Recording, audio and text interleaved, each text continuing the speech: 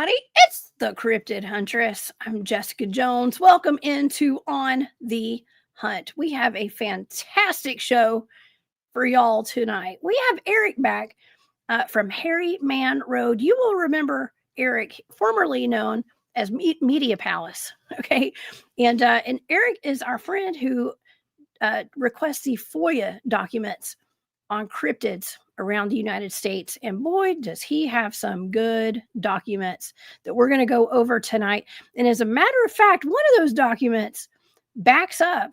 I mean, it's written down, y'all, official government documents of potentially there's teams that go and hunt cryptids, y'all.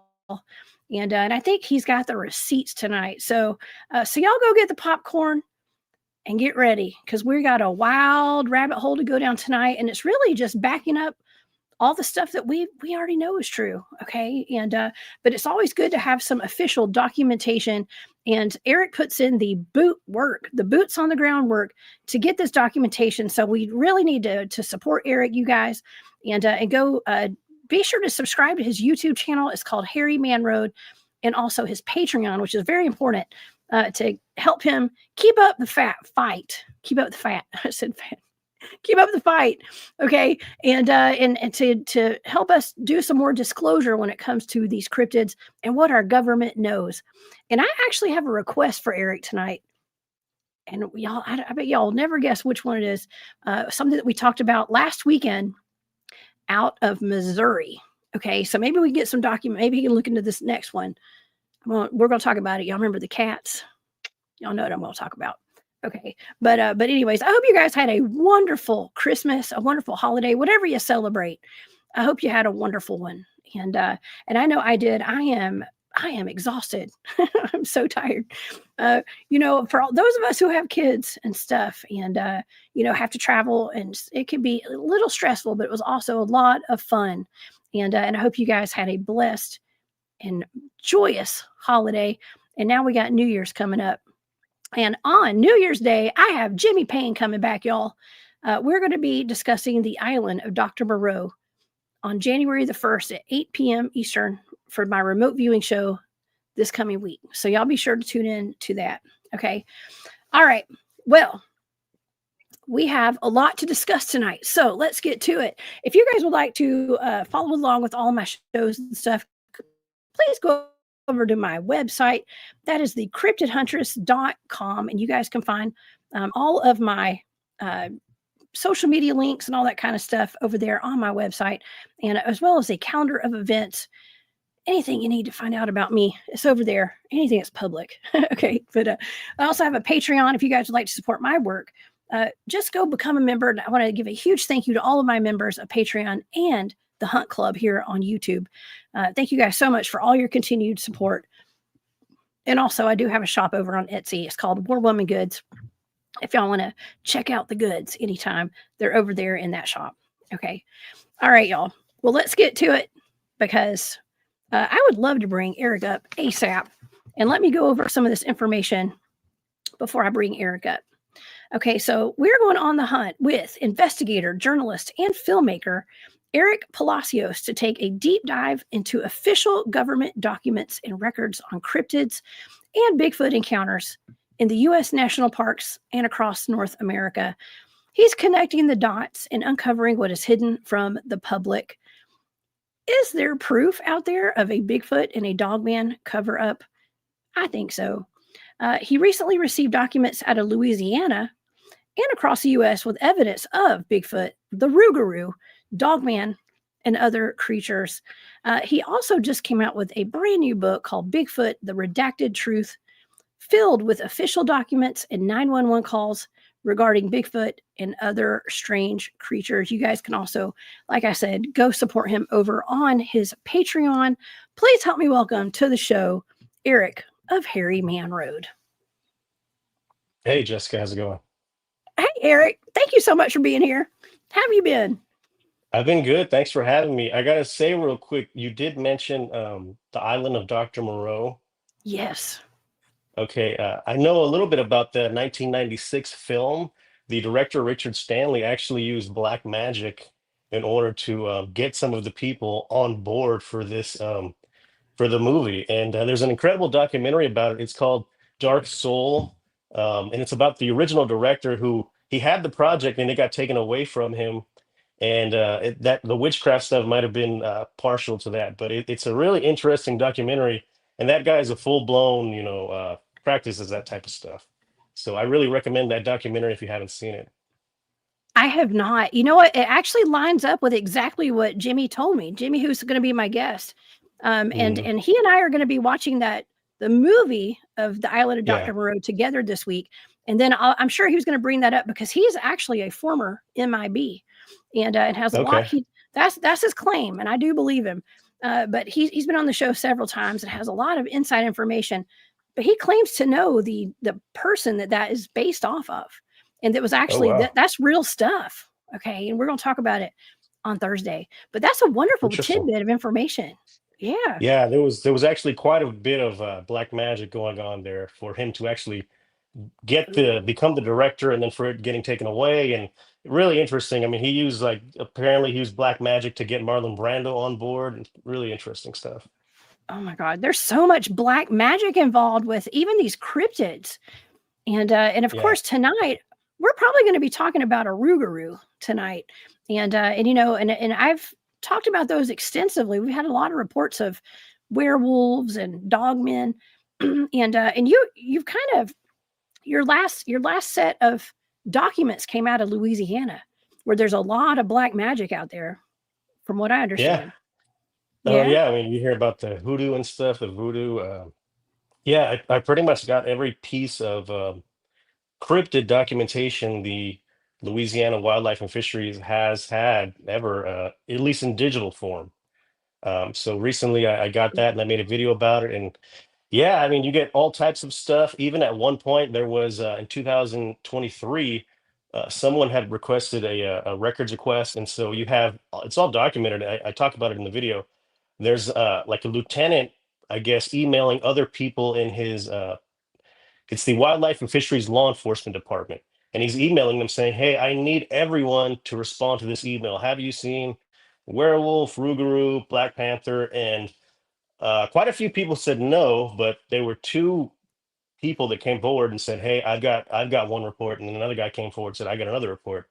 Those reports were both really interesting. And that's just one of the pieces of data that I got from this FOIA request. It's really interesting information. There are photos as well. Got some photos that have never been released before. One particular photo was it's kind of a interesting photo. You can't tell too much from it, but it does look, you do see a figure there, and someone is Mhm. requesting the wildlife and fisheries help to get this identified. Like, what kind of animal is this? And again, this never went to Facebook. This was never on like on a website database or anything like that. They called the authorities, so they were taking this seriously. Oh man. I mean, people, first of all, the general public is taking cryptids way more seriously now, I think. Especially since, I've been doing field research since 2011 or 2012, Mhm. 2011 is when I first started. And people didn't really talk about Bigfoot openly very much. Yeah, And I kept it under wraps for 10 years. Nobody knew that I was a Bigfoot field researcher, or very few people knew, because it right. wasn't cool back then. Now it's cool. Okay. You're right. Uh, Yeah. but it wasn't like that back then. And so people probably weren't reporting these sightings of like werewolves and Bigfoots. And I mean, even I found it interesting that they were actually classifying black panthers as cryptids too. Yeah. I wonder why. It's interesting in this recent FOIA request I did, I got a file back, it was an email, and it said Sasquatch pics. It's what it said. There Yeah. was nothing in the body, it didn't have any text or anything like that, no communication, but it did have like five pictures attached to it, and they all look like Black Panther photos. Like it's really hard to argue that, but at least four photos of this Black Panther that were circulating. And yeah, I don't know. They do talk about it as a cryptid in like the South or whatever, but I don't know. It's really interesting that they did include that on their list. Like, hey, have you seen this or whatever? I don't know. They did. Well, Yeah. at first when I was watching your video the other day, and I was like, well, you said after you showed the pictures, you're like, well, Well, maybe it's because of this, because they were classifying Black Panthers as well with Bigfoots and whatever else they have, other cryptids. But the pictures that you show now, I actually took a screenshot of. Can I show one of those pictures? Is that okay if I show Yeah. it to the audience tonight? Yeah, you Okay. go ahead, sure. I have. Let me see the best one. I'll just show this one. Here's a good one right here. This was it. It does look like a Black Panther kind of with the tail like that. But for a split second, I thought, well, maybe it could be a Dogman too, but I don't know. So the people in the audience, you guys can take a good look at that. It has a tail like a panther, but it looks a little thicker than a panther's tail too. Yeah, So the neck looked a little thicker, and like the head yeah, looked, the ears looked a little different. I'll just say that. And people were telling me after they saw the video, they're like, "Oh, you're not looking at it right," or like, "Look in the background, there's eyes in the background." I couldn't really make a distinction out of that, but I might have to get that photo enhanced or something. yeah, it needs it. That would be wonderful to like get it, do a little bit more investigating on that picture. And I know Yeah. we've got a lot of researchers in the chat too. So I'm curious to see what everybody thinks about that picture. Y'all let us know. And yeah, they're saying it kind of looks canine. It kind of does look canine a You, little you bit. gotta check out the other Um, pictures on the video, and it kind of shows a little bit more of the movement of it. And the movement, you can see the tail kind of drop, like it's got that little swing to it, kind of like a cat. But yeah, yeah. it's weird. It's Well, interesting. the wild thing about Black Panthers, that's a touchy subject when it comes to the fish and game and the park rangers. They're not Right. supposed to be around out there. Yeah. And so when, if somebody sees a Black Panther, they're like, no, you didn't. No, you Yeah. didn't. Yeah. So that may And be one of the why they other, classify it like that. yeah, exactly. And the reason, and I don't really understand again why they titled the email Sasquatch photos when there's clearly some type of, cat or canine in there. So it's weird. I don't know why they Yeah. said that. Sasquatch pictures. Maybe they Sasquatch. were trying to hide it or something. I don't know. I can't really say, but it's Oh, interesting. that's what I was thinking actually, because they're they don't like to have evidence and proof of Black men. And I'm only saying this, this is my opinion for entertainment purposes only, y'all. Okay. But it's maybe it's just kind of cover it up, dare I say. They have I Black mean, Panthers out there. Yeah. after doing all this research, even in my book, it's really hard to dispute that they're not, at least, not intentionally trying to cover this up, but it gets covered up. And Hmm. I point to one of the pieces of the documentation I have in my book, and that was the only documented Bigfoot sighting that's ever taken place in a national park. It was in Colorado in 2020, and a group of people had a sighting of a Bigfoot in bone piles, and they made a report. And the park ranger, I have this report and everything. It says that they were medically incapacitated; they couldn't follow up. And so that's just kind of like, whoa, if it was like a bear or a cougar, I'm sure they would have been out there.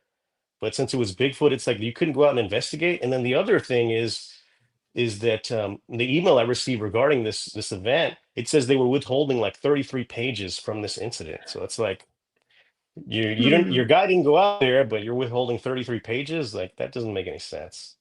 33. That's an interesting number, isn't it? It's I'm such a interesting and I'm a conspiracy theorist at this and point.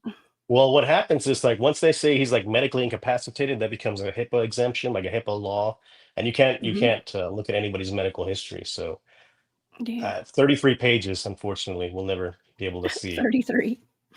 They get it. Yeah. They find ways to get around everything. If they want something covered up, they'll cover it up. And I don't know if this is since the last time you came on my show, but I do remember. Um, I remember you telling us about that, about the Bigfoot with the bone piles. Hmm. But I've learned about this organization called the Concatenated Order of the Hoo Hoo.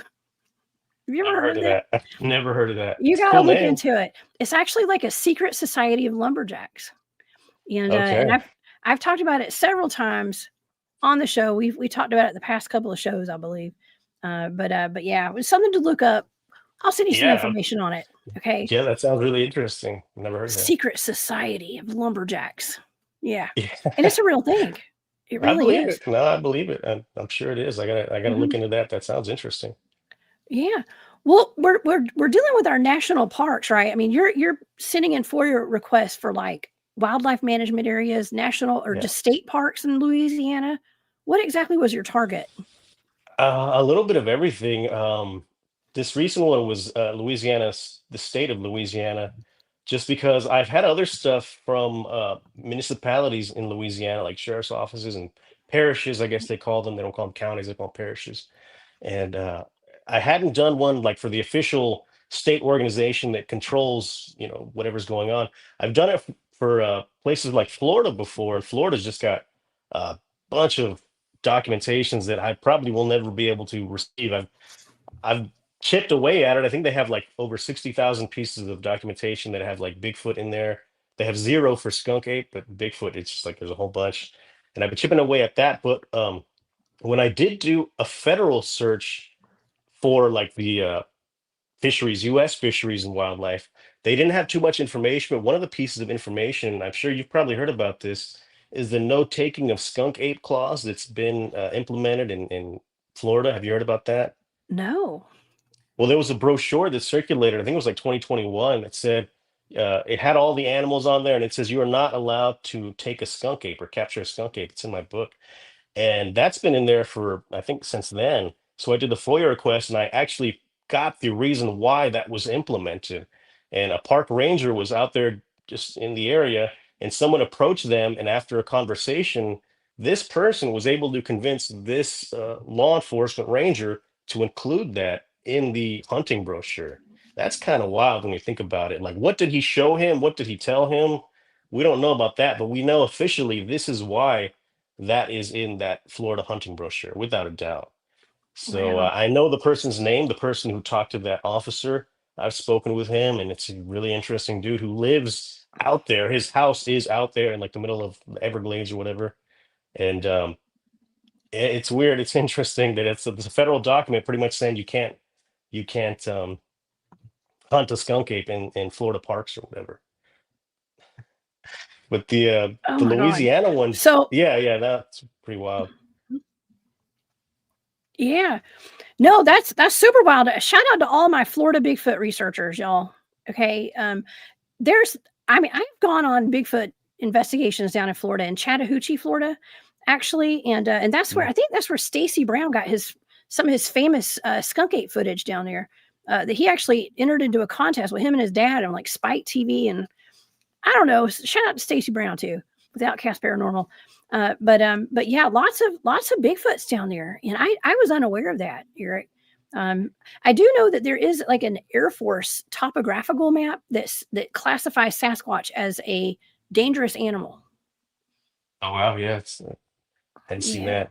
It's wild. Nah, it doesn't surprise me after finding, the skunk ape stuff. It really doesn't surprise me anymore. Finding, photos and stuff like that.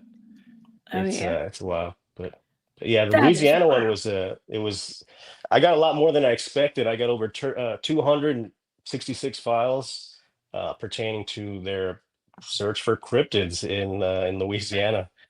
And we talked about like Black Panthers and the other thing is like I know they're there, but you don't really hear about them too much as bears.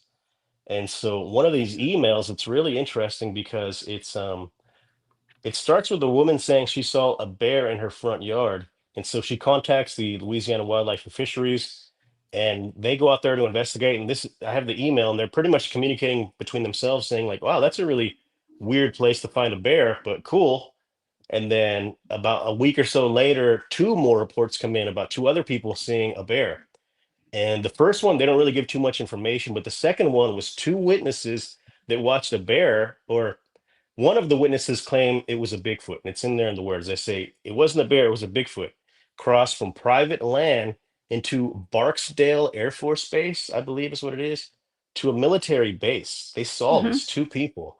So it's like, Hmm. were those two guys military personnel? What's going on here?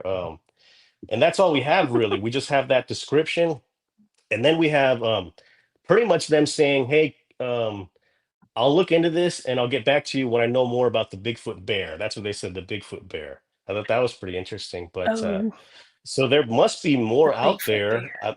The Bigfoot Hmm. bear. There must be more out there, but it wasn't included in the results I received. So maybe that's classified if it's on a military base. I'm not really sure.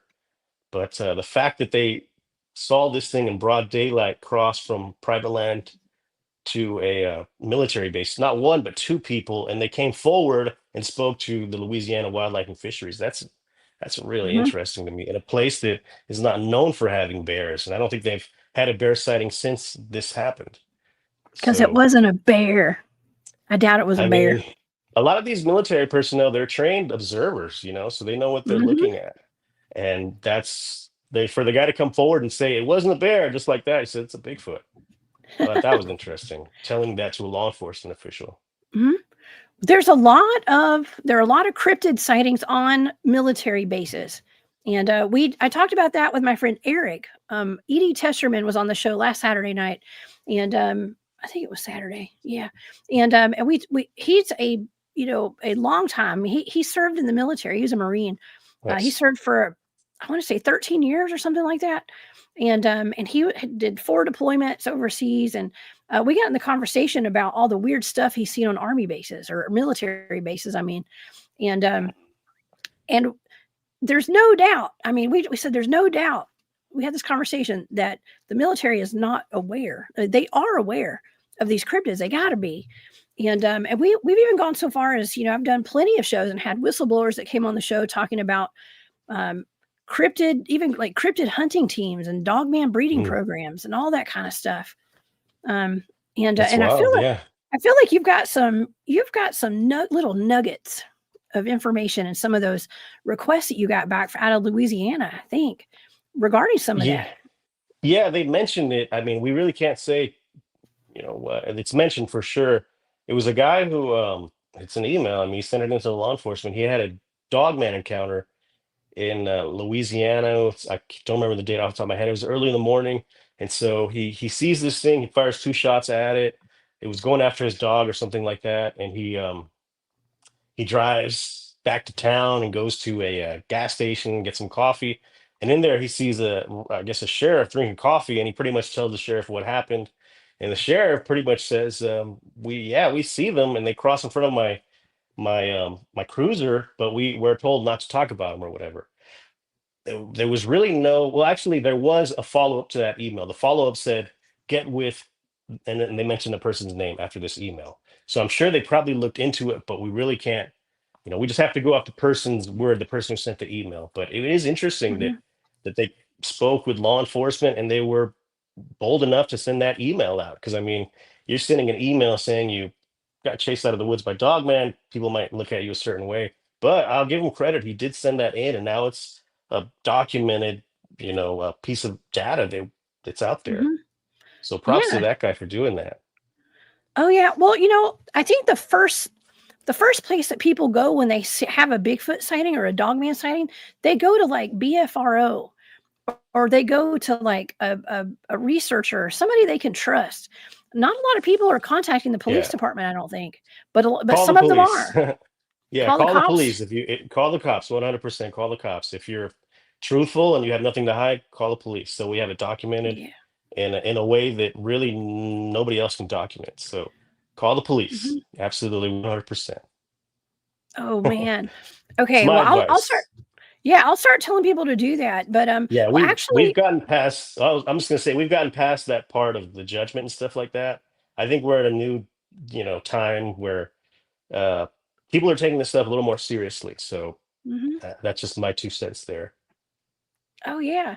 Well, if you go to places like, I've actually gotten some reports. I was looking up werewolves out of the county that I grew up in here in Georgia, and I was shocked because I had a friend of mine from the North American Dogman Project on my show, and he was going over some recent werewolf attacks in North Georgia, like recent within this past year, and we're kind of put pinpointing them on a map and stuff, Mm. and like I was trying to see what area they're in, and they're all not too far from where I live right now, and uh, Uh-oh. and so yeah, it's a little discerning, right? But then again, I'm the cryptid huntress, so I'm gonna run There you right go. towards it. Okay, There but you go. I wanted to know where they were at, and we got a lot when I was doing my research on it. I went to like the BFRO website, okay, the Bigfoot Researchers Mhm. Organization, right? And they have like an interactive map, and you can just type in the county or you click on it, and it gives you all the reports that they have there. that they have taken. And it turned out some of the guys on my Bigfoot research team had taken some of those reports out of the county that I lived in. But a lot of them were not Bigfoots, Eric. They were actual Dogman reports, which I found interesting. So, Yeah. I wonder why they're getting reclassified that way. mhm. It is Well, interesting. I don't think that the Dogman organizations weren't around back then. You I know what I see. I mean? see what you're saying. Dogman's Yeah. kind of new. I mean, it's kind Actually, of well, to talk, yeah, mhm, well, speaking on that, that what the incident I just talked about, where the guy talked to the sheriff, that actually yeah. took place in 2000. I want to say 2008. He didn't send the email in 2000 until 2018. So I think Oh, maybe that's around the time where it started getting like a little more popular, I guess. So maybe that kind of gave him a little bit of incentive to put that out there or whatever. But yeah, he mhm. waited quite a long time to send this email. So I don't know. Well, well, I waited 10 years to speak publicly about Bigfoot, There you so go. I Yeah, understand. for Yeah. sure. Yeah, Okay, can I no, I get ask you it. about that case? Because because is that the same case where it was a man that was walking by the railroad tracks with his German That's the Shepherd? one. Yeah, that's the same That's the one. Yeah, one?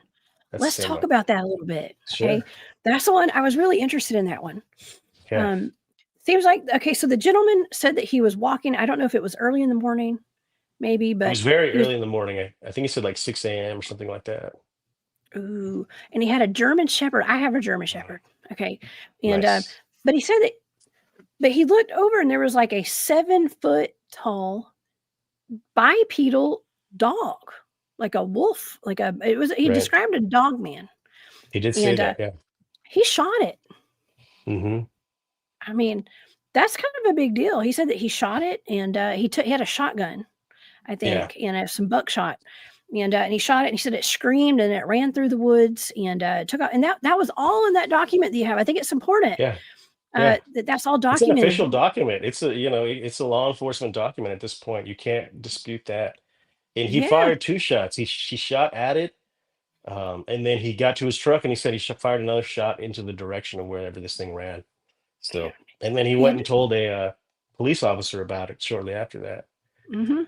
And the address is on there. I have the person's phone number, so I'll probably reach out eventually to this person, see if I can get some more information about it.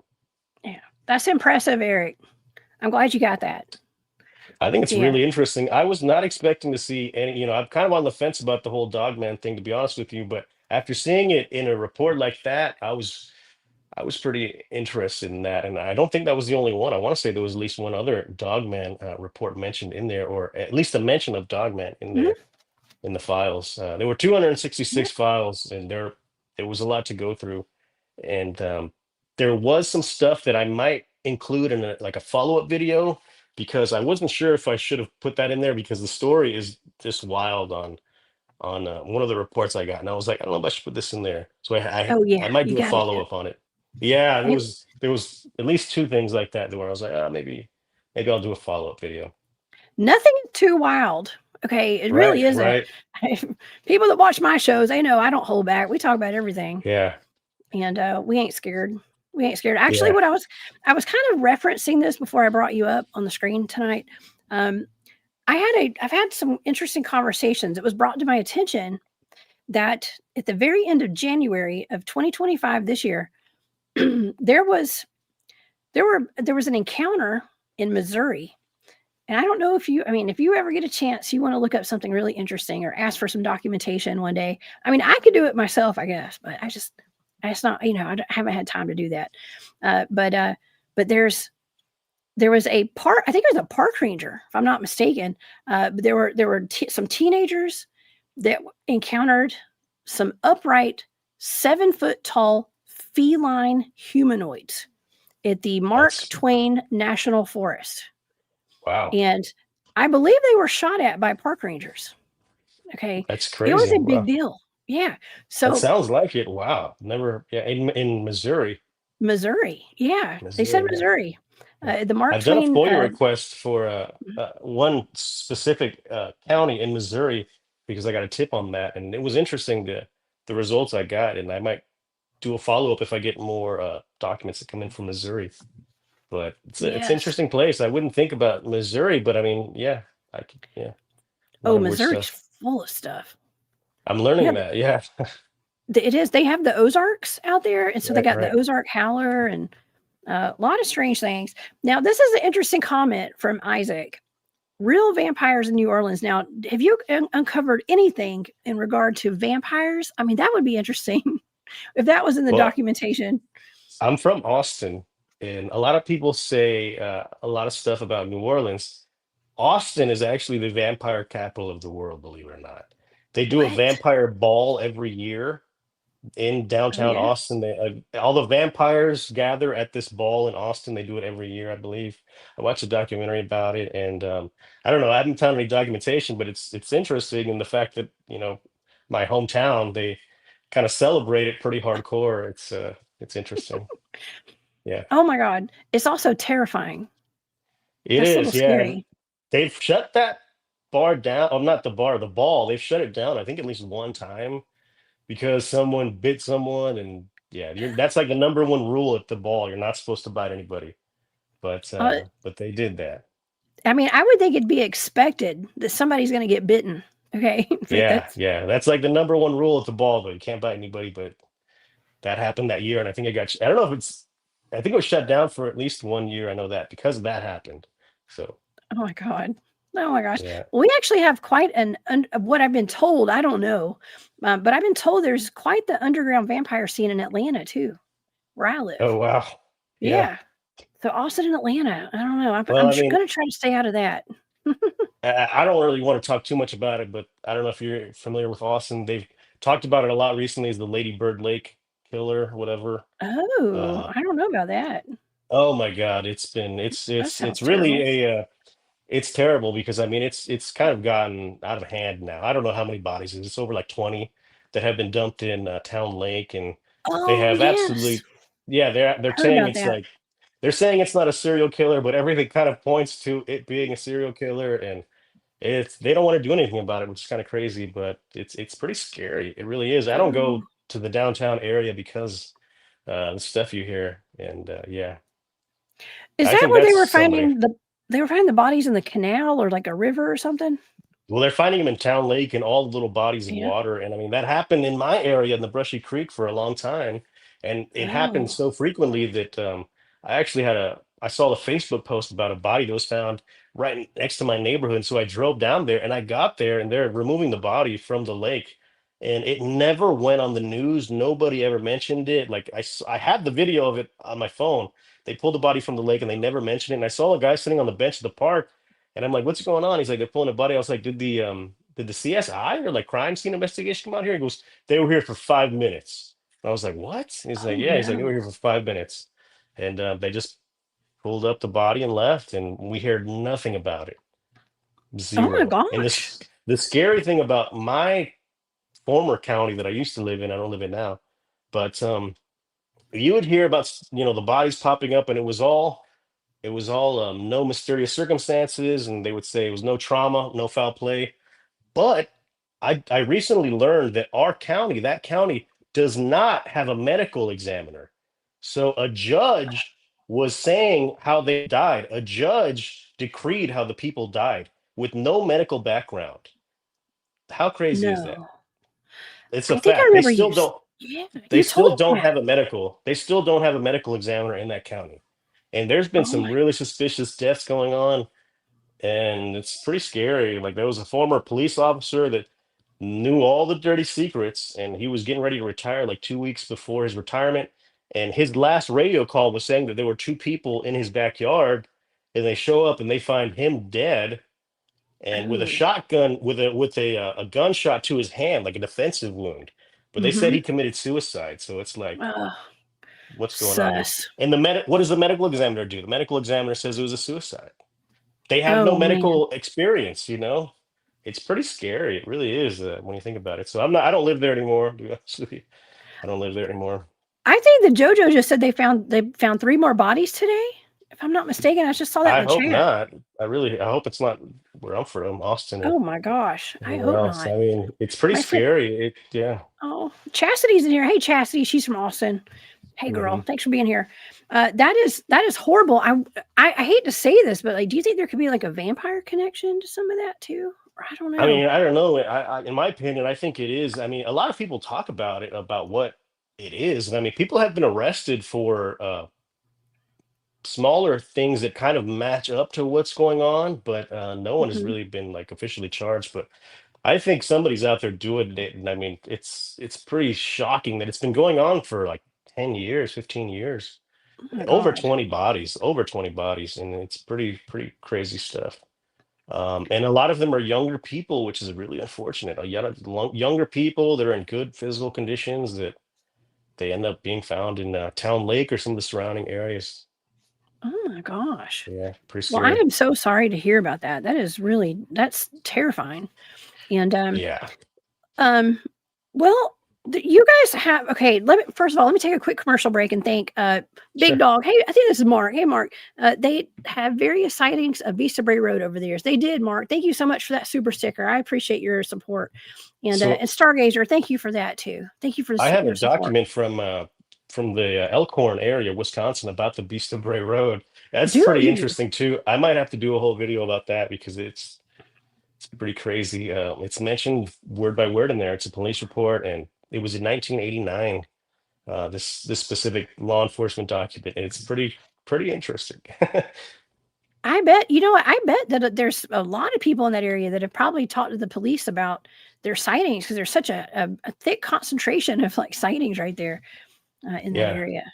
Yeah, Yeah. I did the FOIA because I thought someone had told me that there was an actual like they had a cryptid file, kind of like how Louisiana had. But I did the FOIA. I didn't get that. I got like two pieces of documentation. One was the actual report, law enforcement report, and the other one was just like a generic email about the Beast of Bray Road, pretty much. Mhm. Oh. Oh wow. Oh cool. But it's so I'll probably have to do a kind of video on that eventually. I didn't plan on it, but yeah, Oh yeah. No, you got to do it now. right, yeah. You got to do it Got a now. got a bunch of them coming out here pretty soon. So Yeah. working You on a know whole what? bunch. Something that really caught my attention was before we went live, we were talking about Texas and there being so many interesting names of the areas Yeah. around Texas, like Devil's. I forgot what all you said, but it has a The lot to do Devil's with like Backbone, yeah. Devil's Backbone. Devil's That's Backbone. right. I just moved to the Texas Hill Country. I'm about 20 minutes away from the Texas or the Devil's Backbone. It's one of the most beautiful drives. If you ever get a chance, drive out here. It's gorgeous. It's like 100-foot drops on either side. That's why they call it the Devil's Backbone, and it's just like a goes like that. There's the Devil's Backbone Tavern. It's been here since 1937. Super paranormal. A lot of ghost stories coming out of that area. I'm about 10 minutes away from the Devil's Hollow. It's another little area here. Mhm. We have Purgatory Creek, Purgatory Road, Nameless Road. Okay. A Harryman Road is where I grew up. I grew up on the Brushy Creek right near the Harryman Road. Um, yeah, we got a lot of weird names. Texas, I mean, people recently in my video, one of my videos that I posted, people were like, "Oh, I didn't realize there were that many caves in Texas." In my county, the county that I used to live, there were 300 documented caves. That was from a Texas Whoa. spelunker group in like 1967. They put this thing out saying that there was at least, yeah, and they Thi- were claiming that there's at least 3,000 undiscovered caves in Williamson County, the county I used to live in alone. So a lot of oh caves. my gosh. Well, I actually have this up on the screen for everyone watching the show. This is the cave map down on the bottom, the pink and the blue. The blue Mm. part are the caves, and that's right in the middle. Texas does have a huge concentration right there in the middle. So that's where I'm at. That is the Balcones Escarpment. So it's pretty much a scar that you can see from San Antonio, almost all the way up to Dallas. You can see it from space. A lot of creeks, a lot of caves, limestone all throughout there, and it's gorgeous. A lot of weird stuff, though. People report a lot of weird stuff in those areas. And missing person clusters, I noticed. Yeah, Uh, yeah, there's missing people out there. Hmm, interesting. absolutely. Yeah, Yeah, no, for yeah, it's weird. it is weird. It does kind of those maps do kind of line up though. Like when you put the missing persons map with the clusters over the caves and then over the Bigfoot Right. sightings and over the UFO sightings map too. They all kind of correlate, which is interesting. Yeah, I can't explain it. Yeah. And we've had so many caves in Austin closed up. Like they've gone out there. We have Airman's Cave, which was like it's kind of a legendary cave. I want to say that I read an article about a guy who very few people have gotten to the end of the cave, but they said that it took them 10 hours, like just crawling to get to the end of the cave. And at the end of the cave, Ooh. there were two giant crystals, like in Chihuahua, Mexico, or like the Superman's, what is it, the Fortress of Solitude, those giant crystals. There were two giant Yeah. crystals at the very end of the cave, and they closed that down shortly after those guys went in there. But yeah, interesting. They've closed down so many caves. Even on Harryman Road, they closed a lot of caves out there, unfortunately. You couldn't pay me to crawl through a dark cave for 10 hours. No, no way. They said, Absolutely yeah, not. it said it took them about 10 hours on their bellies just crawling, and it opens up in the middle, and then they crawl again, and it opens up at the end. But Oh yeah, no, no. no thanks. 10 hours. I mean, I'm sweaty thinking about it right now. So Right. that's absolutely not. I'm not a huge fan of caves. I had to I'm do an not either. investigation on one. Yeah. Yeah, I'm not a big fan either. And if you've probably seen the giant face cave that I did in my documentary. It's Oh got that yeah. giant steel door. Yeah, like that just scared Yes. me to death. Like it was terrifying. Finding that out there. Yeah, no explanation for that. That was really interesting. Yes, I remember we talked about that the last time you came on the show and your documentaries that you've made and growing up on that creek. Man, Yeah, Brushy so Creek. many anomalous things going on out there. Just Oh my it's God, it's weird. so many. And recently, people have been, I guess maybe the documentary is doing the rounds or whatever, but people have been messaging me saying, have you checked this spot? You need to check this spot because there's another face there. So I got the Oh coordinates for no. that. So I might go check that out. I'm like, oh my God. So, and other people reaching out with their experiences, which is just crazy. Like knowing that that many people had experiences out in the Brushy Creek, it's pretty mind blowing. I mean, some of them are just identical. The same thing happened to like two people that have never met, and they're telling me the exact same thing. It's crazy. But Oh man. a lot of history, a lot of history in Williamson County. There's actually it's called the Galt site. I don't know if you've heard of the Galt site. It's an No. archaeological site that's in Williamson County, and they're finding stuff. They're dating people back to being in America at least 20,000 years. There's a new documentary that just came out. It's about the Galt site, and I mean, we've had people in the Central Texas area for over 20,000 years, inhabiting this area, and I really recommend that documentary too because a guy pretty much put up his entire life savings to save this spot because it was going to be taken over by developers, and people use it as like they would go out there and pay a couple dollars and they would be able to relic hunt, and they were just finding some really incredible stuff out there dating back to like pre-Clovis, like 20,000 years plus. Whoa. So it's really interesting. They haven't really studied the golf very much, but hopefully in these next few years it gets a lot of attention. And it seems like it's going that way with the documentary and stuff. Like they're doing tours out there now. So a really interesting place. The Native Americans have been here for a really long time, Central Texas. Oh my God. Our history is not what we've been taught at all. None I of it. agree. Yeah, and I mean, Yeah. I didn't even mention the Roman coin they found. They found a Roman Yeah. coin right off of the Brushy Creek, and I have the craziest thing about that is that the original professor at UT they took this coin to, he's like, I don't know, and he came up with this crazy theory saying that someone from World War II grabbed it as a token of war. They brought it back. They're walking along the Brushy Creek and they drop it, and a rodent grabs it and burrows underneath with it. And that Right. was really stupid to me. And then the crazy thing is, I recently met just by chance someone that was actually in that professor's class in UT in like the 70s. And that professor was corrected on more than one occasion about being wrong. And he had to publicly say he was wrong more than once to the class. It was pretty, yeah. So I'm guessing he was wrong about the Roman coin as well. Oh, it was because the Rockefellers did not approve. Okay. I don't know. Yeah, Yeah. it's That's weird. wild. You know what that reminds me of? Okay, so down where I live here in western part of Georgia, like right on the Alabama line. Okay, I live in like northwest Georgia. There's a place called Lagrange, if you're Okay. French. Okay, we call it Lagrange. And there was an artifact found when a woman was in her garden. She was planting some flowers or something, and she found what they call the Hearn tablet. And this is a little tablet. They say it was a receipt. It was written in ancient Sumerian. Oh wow. And it's like, how did this get here? You know, Yeah. like she was digging Wow. down deep and found this in the ground. And they're like, and it was the same explanation. It was like, oh, somebody happened to Yeah. drop it, you know, there was a solid explanation for it, but it really Right. was just out of place and it didn't make sense for it to be there. Yeah. Same with this coin. Made no sense Mm, being there. Yeah. yeah. But oh, and the But other they thing can't is that, cover everything up. well, right along where the coin was found, right where Hmm. the coin was found, we have these things called cart ruts. I don't know if you've ever heard of these cart ruts. No. They're lines in the ground that have cemented over time, and they're thousands of years old. So they're claiming that they're like ancient wagons that people were riding. They were only found Oh, in like three yeah. places in they're only found in like three places in the world. Malta, another place in like North Africa, and the Brushy Creek. Those are like the only areas they're found. And if you're talking about ancient chariots and a Roman coin, like that's pretty freaking wild to me.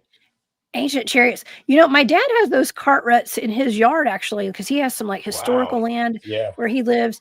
And it's weird. They used to ride the horse and but it was the main road back in the day when Yeah. everybody was on horse and buggies, you know. Oh yeah. Yeah. Uh, These were cemented in the ground, so they're like yeah, you can see them and they're whoa. deep. They're deep in the ground. You can see them from Mhm. space too, actually. You can see them from space.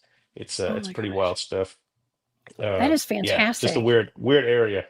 Really weird area I grew up Well, in. with all of those names like the Devil's Backbone and, you know, Yeah. Purgatory Hill and whatever you got out there, Yeah. uh, it kind of makes me wonder about maybe I mean, I don't know if this is connected, but you guys have a big concentration of goat men sightings out there. Texas I've has a heard lot of that goat before. men. Yeah. Yeah, not far from Mhm, where I'm at. I know there's a goat man sighting not far from where I'm at, and I really don't know too yeah, much about that. It's interesting for sure. mhm. Well, my buddy Jason McLean, I haven't talked to him in a while, but Jason wrote a book, and it's like the Metropolis or something. What is that area? It's like Oh yeah, Dallas and okay, yeah, Austin. yeah, yeah. It what is It's that what the that's called? I think that's I the wanna call it Dallas Metropolis. Metroplex. I think that's the Dallas Metroplex. Metroplex. Yeah. That's It's like exactly it. Dallas, Fort Worth, or something like that. Yeah. He wrote a book on all the cryptids in that area, and, I have it on my bookshelf back here. Cool. But there's multiple goat men, uh, Oh legends of yeah. goat men and goat men sightings in that area, in that, like, triangle right there. Yeah, and Hmm, I think we have like the Donkey Lady Bridge too. So that's donkey another lady. one. Yeah, Oh my and we god. have just Sounds yeah, like we've an got ass. some yeah, right. Just kidding. What was another one? Oh, I had just had one, but I totally forgot. It's in Hutto, not far from where I'm at. Jake's Hill. Jake's Hill. We've Mhm. got Jake's Hill, Jake's Road. Those are two super paranormal areas where people have gotten out there. And if you put like we did this as kids. If you put a flower on the back of your car and you put it in neutral, it like pushes you over these railroad tracks and stuff like that. You see Oh, handprints in yeah. the back. You see like little Yep. handprints in the back and stuff like that.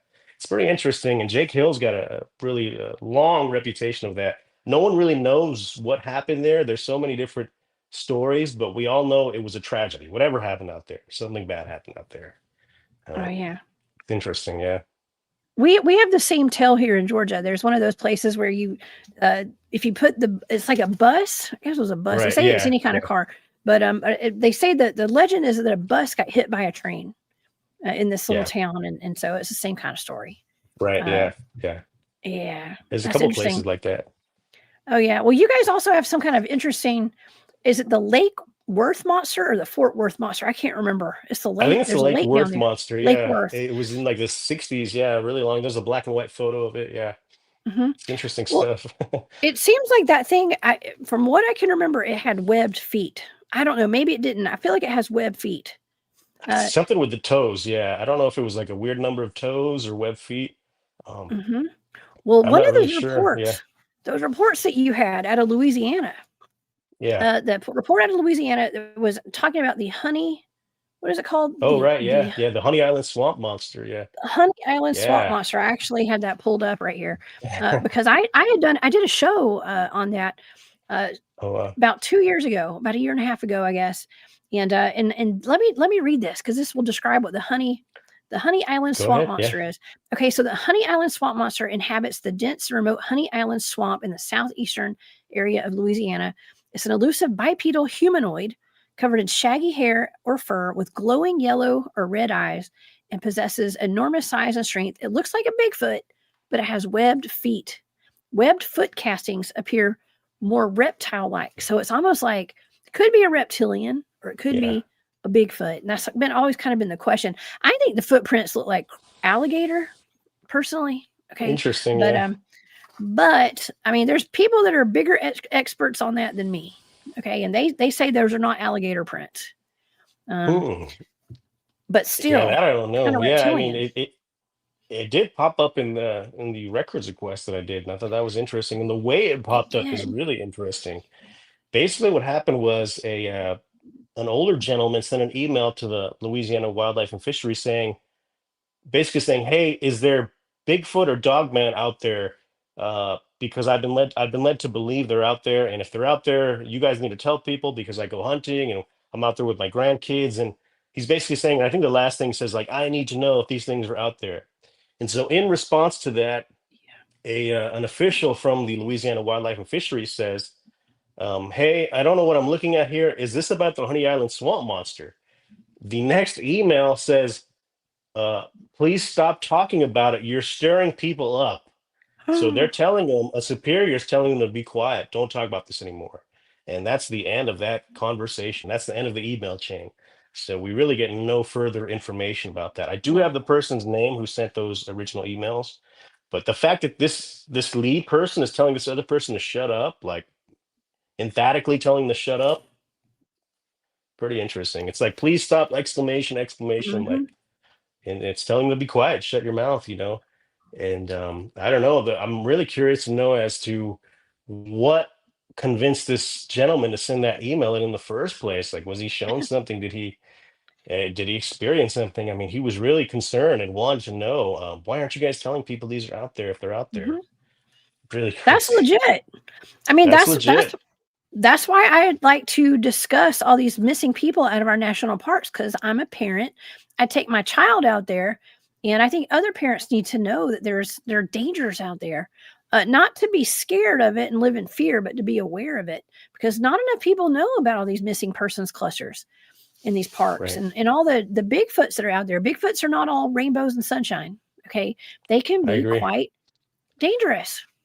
Okay, and so Absolutely. And well, I mean, in my book, there's a title, or I'm sorry, there's a chapter titled Bigfoot Attack Reports, because I received at least two what I consider Bigfoot attack reports.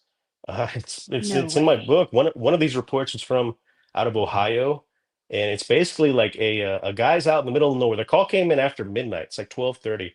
He calls into the Ohio. I'm sorry, Michigan. It's Michigan. It's this county next to Ann Arbor, Michigan, I believe.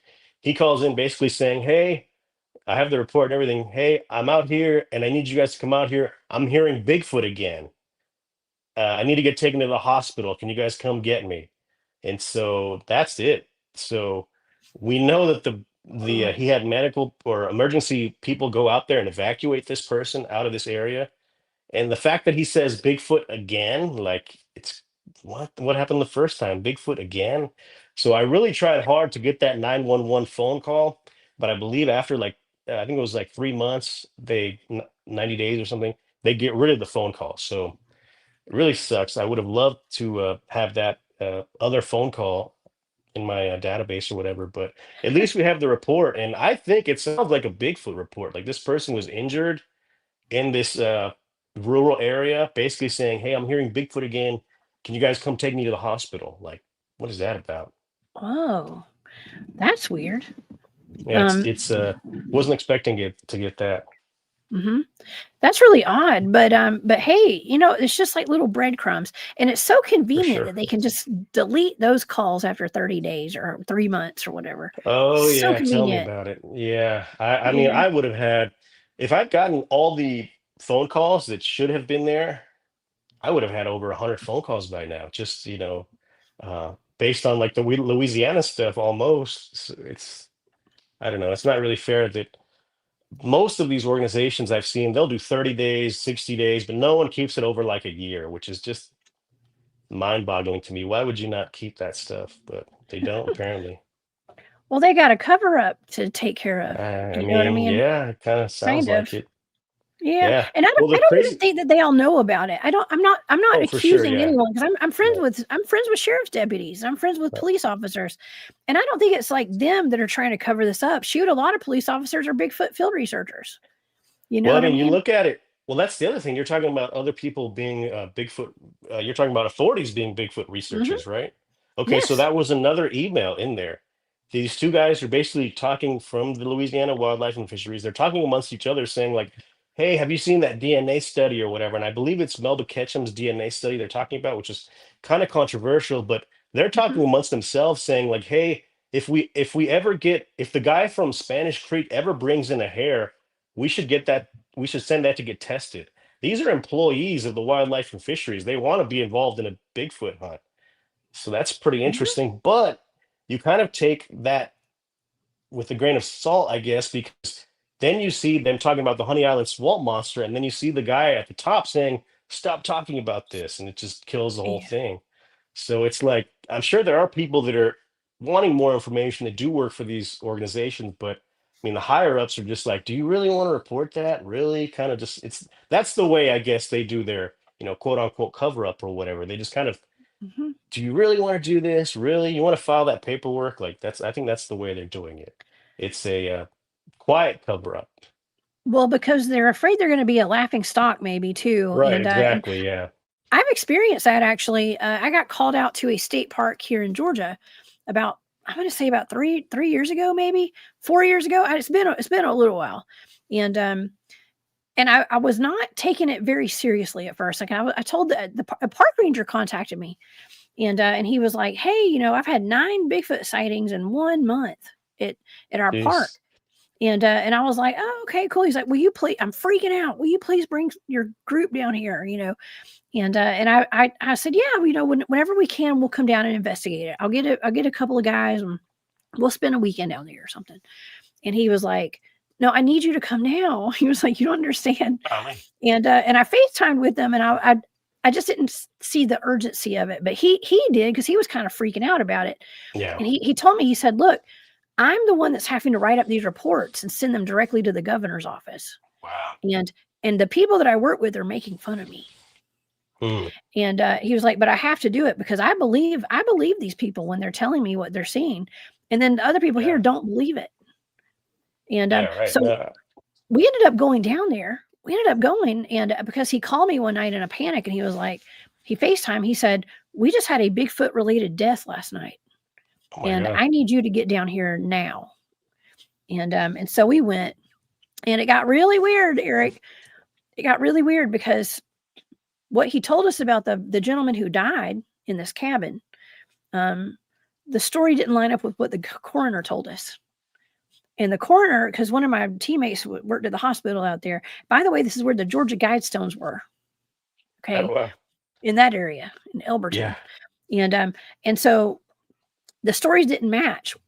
We were told that someone died of a drug overdose by the coroner's office, but that's not Mm. the story. I actually sat on the bed and went in the cabin where this man died, and Wow. he took us all over to everywhere. I took 3 of my guys out there, and I believe this park ranger. I got to know him. He's friends with one of my good friends.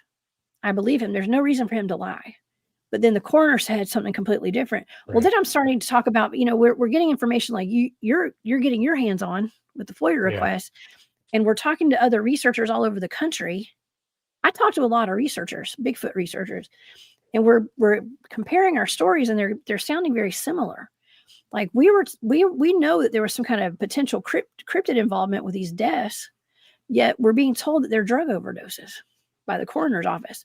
It's not just that one case, it's several Sure. cases. Yeah. Yeah. There's got to be some type of paper trail that you can look into for that. It sounds really interesting. I don't know. Yeah. Yeah. That's some crazy. It doesn't. At this point, I don't really get surprised by much. Yeah, Yeah. it's weird, right? Well, you did mention like the parks authorities get involved, employees, and I do have an email from Florida from like an assistant park manager, and he just plain out says it. He says that I'm looking for Bigfoot. I know they're out there, and like he says this in an email to a colleague. Like it's pretty. If that's, I mean, if that's not as clear as day, what I can't do anything for you then. No. No. I was just thinking of something too. I have some good friends who do some research up in Uwharrie, up in North Carolina, and my some of my team, like my friend Bob, was up there, and some of the other guys were up there several years ago. It could have gone all the way back to like 5 to 10 years ago, right? Um, and they saw these gentlemen that were like walking out of the woods. They were on a Bigfoot investigation, right? Like Bigfoot research weekend, and these men wearing like SWAT uniforms with guns and everything, like come walking out of the woods, and they're like, "What are y'all doing here?" And one of the men looked at them and said, well, "We're doing the same thing y'all are doing," insinuating that they were there looking for cryptids as well. And that really stood out. One of those reports that you had really stood out to me because I've had people on my shows that have come on anonymously, not showing their faces, and they say, "Well, I've been part of a dogman hunting team." Basically, whenever these dogmen get out of hand, and I know people personally who claim that they're sent out in like teams, basically, uh, critter control is what I like to call it, to go like take out the problematic dogmen and stuff. Well, you have an interesting report, and I was thinking maybe we could talk about that one, uh, out of Yeah. Louisiana, that actually kind of references something like that. I think it was that same report with the guy who had or maybe it was a different one, who had the railroad track sighting. I'm not sure if it was just that one or a different one. Yes, It might have been a different one. I'm not I think sure. it might There have been was the at least same two in one. there. Okay, he Okay. does mention that. What did he say? He said that he had been contacted by someone that worked for the Department of Interior, and they were Hmm. pretty much kind of saying the same thing you were saying, that there were agencies and groups that were kind of involved with that. I mean, we really just have to go off of what he was saying. Yeah. It wasn't anything really, too solid. Unfortunately, we don't have someone from the Louisiana wildlife fisheries kind of saying like, "Oh, yep, for sure." But he does mention that in there in this report that he submitted to law enforcement. So if that's a lie, that's punishable by a crime or whatever. You could spend some time. So he's Really? 100%. Oh yeah, for sure. If you're lying to a state authority like that about your sighting or whatever, even mentioning that part, yeah. So I think with that, you take that into account. I'm sure he was probably felt like he was telling the truth. Yeah, Ooh. but he does Okay. mention that. Yeah. Yeah, and I think I remember because, and to the audience, you guys have to go back and watch. Go over to Harry Man Road, to Eric's channel on YouTube, and watch his last video that he put out this past week, and check out. You actually put up the full report on the screen and everything for everybody to Oh see. yeah. Yeah. All the documents are there. He's got the Yeah. receipts, y'all. All the Right? documents are there. If you want to see the documents unredacted, they're on my Patreon. You can actually download all 266 files and go through them yourself. You can see the stuff that I did mention that I might do the follow-up video. You can see that for yourself right now. But Hmm.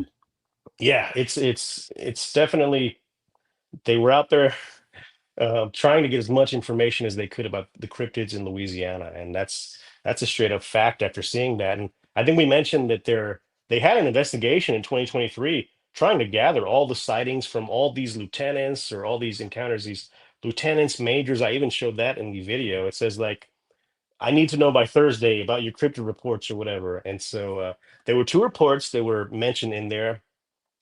One of them was from a guy, and he said that it was after Hurricane Ida. I'm not really sure when that Hmm. was, but he mentioned seeing like a 7 foot tall Bigfoot on his property. And so that was a phone call that he called. I think it was 2016. I'm not really sure, but he calls. It's in the report. He calls and says that, hey, there's a Bigfoot on my property, 7 foot tall, and he just wanted to document it because he wanted to know if other people in the area were experiencing the same thing. So that's a 100% real report that was sent in to a law enforcement agency, law enforcement officer. I have the guy's name. He was a lieutenant. He's taking this very seriously. They were sending into their major or commander or whoever it was all these cryptid reports, and that wasn't the only one. There was another one. The other one was a man driving in the area in Louisiana, and he sees this thing cross in front of him, and he did the same thing. He calls law enforcement and he makes the report. And I believe the law enforcement officer responding to the email says that he has that contact information He didn't drop it in the email, but I think he says that he does have that contact information. So right there, Louisiana's official search produced 2 Bigfoot sightings, and that's from Yeah. their law enforcement agencies. So that's pretty Hmm. wild right there. Yeah. I mean, those are just the two that are documented. There's Yeah, probably exactly. so many Well, more. that There's was so the many. two that were documented for this 2023 case. And I mean, all the Oh, other information in there that I've gotten is just, it ranges from early 2000 to when they were digitizing everything to up into 2025. And that's where we're seeing like the Bigfoot photo. I don't think we talked about that Bigfoot photo we that haven't. it's in the video. Yeah.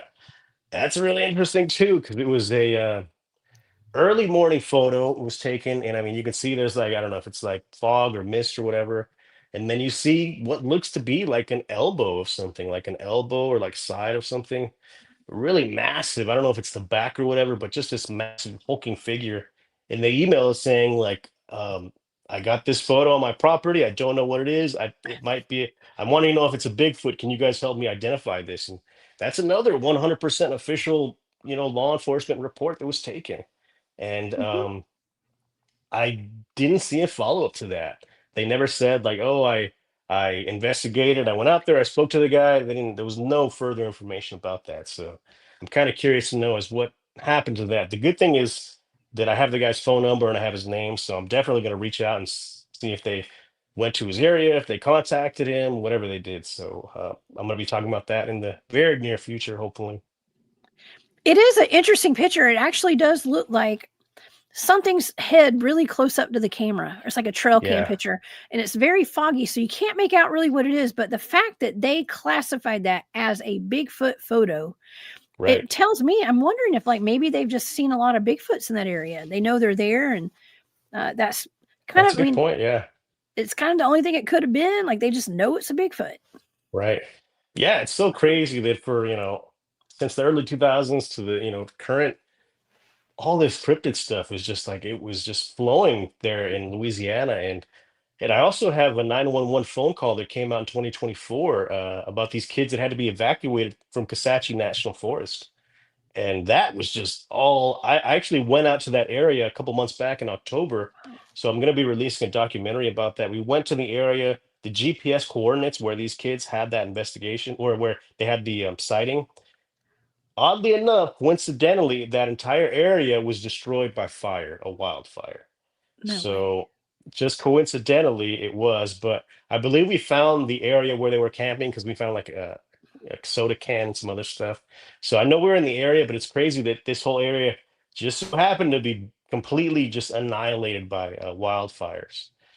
That's interesting. Hmm. I don't know. Well, Yeah, sometimes in my experience, we'll go up to our research areas, which are not they're not public. We don't tell people where we're going and stuff. Of course, it's all classified, right?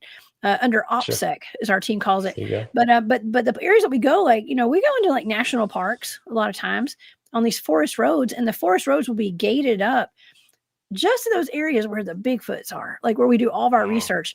Those gates are always, I mean, it's becoming like outrageous, like how often. And sometimes they'll do controlled burns and stuff. Oh yeah. They do controlled burns. And sometimes I feel like they do that just to keep us out of that area. Not always, but sometimes I get suspicious. Well, the crazy thing is, if you heard me, I said Kisatchie National Forest. Uh-huh. Now, I reached out to the U.S. Forestry's department who handles that area, and I'm like, "Hey, at least 6 kids were evacuated from your park. I want all the information about that." And the U.S. Forestry's like said, "We have no information about that." I'm like, "What are you talking about?" So I had to go through the Natatocha Sheriff's Office.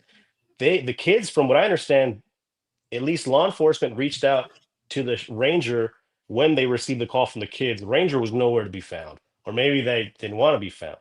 So the Natatocha Sheriff's Office had to go out there and rescue these kids. That's where I got the 911 phone call. That's where I got the reports. How in the world does a national forest not have those documents of kids being evacuated? That escapes me. I can't. That's like at that point, like you're kind of thinking cover up to a max level at that point. Like you guys have no kids were evacuated because they said that they saw a Bigfoot, and you guys have no documentation for that. It happened in your area. You're in charge of this area. No Yeah. information. Could you refresh our memory on exactly kind of what happened? Just kind of the overall Yeah, general, sure. whatever happened. Because I That kind was of do in, remember this, but I don't. yeah, I it don't was remember all of it. 2024, May of 2024. These kids had just graduated. They went up to Kisatchie National Forest. They went up to the Backbone Trail. Hmm. They were out there for the day, and around started getting dark, and this thing had been circling their camp pretty much the whole day. And at night, someone was outside. The person who made the phone call was outside, and they saw this thing standing at least 5 feet tall with glowing red eyes, and it was growling at them. And so this guy called, and I have the 911 phone call. It's going to be in this documentary project, and he's basically saying, "Hey, I need help. Me and my friends are out here. There's something that's over 5 feet tall. It's growling at us. We need to get out of here. We don't feel safe anymore." And so they talked on the phone for a little bit, and yeah, they had to be evacuated like right then there. So, like I said, they made the call. I believe Natatocha Sheriff's Office received the phone call because that's where I got it. They reached out to the ranger in Kisatchie, who should be a U.S. government employee, federal Hmm. employee. And they could not get a hold of that person. Kind of weird. But yeah, they Hmm. had to get evacuated. I got the 911 phone call. I have the reports. We went to those GPS coordinates, and I'm gonna be showing that area in the documentary. And the other thing is to me that's crazy is that I almost died hiking out there. It was crazy. There's no way a sheriff in pitch black would be able to make it to where those kids were. So there's some questions I have. I really have a lot of questions about that from the GPS Whoa. coordinates because we went out there and I almost died hiking during the daytime. Oh, Someone no. goes out there in the pitch black at night, one person, that's a you're asking for trouble. So I think there's some definite holes in this. I don't want to say holes, but some more information that I really like to get. And I'm planning on getting an interview with the guy who actually made the phone call. I've spoken to him before, so hopefully I'll be able to get that and put that in the documentary as well. But yeah, crazy case. How were they taken out of there? Were they hiked in and then they escorted them out? Like, hiked So they out? hiked in, they hiked in, and then it's all in the report. The ranger says that he's honking his horn and the kids can hear it, but they're too scared to go out. Oh my god. So I guess Poor I don't kids. know, they GPS coordinated the phone or whatever, and so the ranger walked out there to get the kids. But I don't know how he was able to do that at night there. It's like it's a death trap. It's just like Oh, no. cliffs. There's like since it was burned, I have my pants from that day. My pants were ripped to shreds. This is during the Really? daytime, but I'm gonna show it in the documentary. My pants were ripped to shreds. They were jeans, completely ripped in half. Like just that was me going out there during the daytime. Someone at night, I can't. I don't think it's possible. I honestly don't think it's possible. Let this So be a cautionary tale, everyone. Okay. If yeah, you're going to go camping, be sure you know how to get out of there if you have to run like a herd of elephants in the middle of the night yeah, to get out of there. Make exactly. sure you have an escape route, y'all. Okay. Yeah, and we And knew they were I knew there was going to be some remnants of the camp because they left in a hurry. I don't believe they packed up their camp. They just oh left. no. So maybe they packed up a few things and then left. And I believe we found that area because we did find some, a little bit of litter there, I guess you should say, some cans and stuff, but it was pitch black, so I don't blame the kids for leaving a soda can out there or whatever, a couple soda cans. Oh But my yeah, gosh. Those poor kids. I can only imagine. I can't yeah, imagine. I can, but I can't imagine how scared they were. I mean, I've been into some sticky situations myself, but I go looking for trouble personally. there you go. Okay, Yeah, these kids out weren't. there. Yeah, Yeah, they weren't. That's not no. cool. That's not. Yeah, no, they were just planning a fun camping trip for their graduation, and they had to be evacuated because of some Bigfoot entity possibly out there. Oh, that's terrible. That is terrible. We have a question in the chat for you, Eric. Eric, what is the latest 911 call you gathered that was about Bigfoot or another cryptid? I would say probably that Louisiana call. I should have a lot more recent calls, but unfortunately, they're deleting stuff like 30 days, 60 days. This one, I was really lucky because I got on it the same day it happened. Like as soon as it hit like I saw the report on the news or whatever, I reached out and boom, I got they didn't want to give it to me because at first they sent me a CD, it was blank. And they were like, "Oh, it's on there. The audio call's on there." And I'm like, "It's not on here. I work in tech. You guys didn't write anything on the CD. I'm looking at it, it's blank." Like, and they're like, "No, it's encrypted and all this stuff." I'm like, "No, that's BS." And they knew it was BS. So after like I paid them and everything, I'm like, after a little while, they're like, "All right, we'll just send it to you digitally. We normally don't do this, but we're gonna send it to you digitally." I was like, "Yeah, that's how you should have done it in the first place." But they sent me a blank CD trying to just, shoo me away. Oh But my God. I stayed a little persistent and I was able to get that 911 phone call. But I should have so many more phone calls. It's ridiculous. Like that one that happened in Colorado. That was we don't know if that's a 911 phone call, but however that was made, it should have been included in the records request. Also, I talk about this Texas sighting spree. I made a video about it in 2019 in Santa Fe, Texas. Multiple people were reporting this chimpanzee creature that was running around the town. And it was so Uh-oh. prevalent that the sheriff had to come out with a statement saying, if you see a chimpanzee running around, do not approach it. Just call 911. I have at least six reports, police reports, 911 reports. I have zero phone calls. I should have at least six phone calls. And all of these are people reporting this monkey roaming around the area. So much so that there was a woman who was doing a broadcast, a live TV broadcast on the location. As she's on the location or whatever, a truck drives by and says, "Hey, we just saw the monkey over there. It's over there." And so they were like packing What? up and going to go look for it. It was everywhere. Like people were seeing it left and right. They had drones out, they had dogs out, they had people looking for it. They never found anything. They never found what it was. That's just kind Wow. of shocking to me. In this day and age, you got drones. A woman saw it digging through her trash. She was the one who made the first phone call.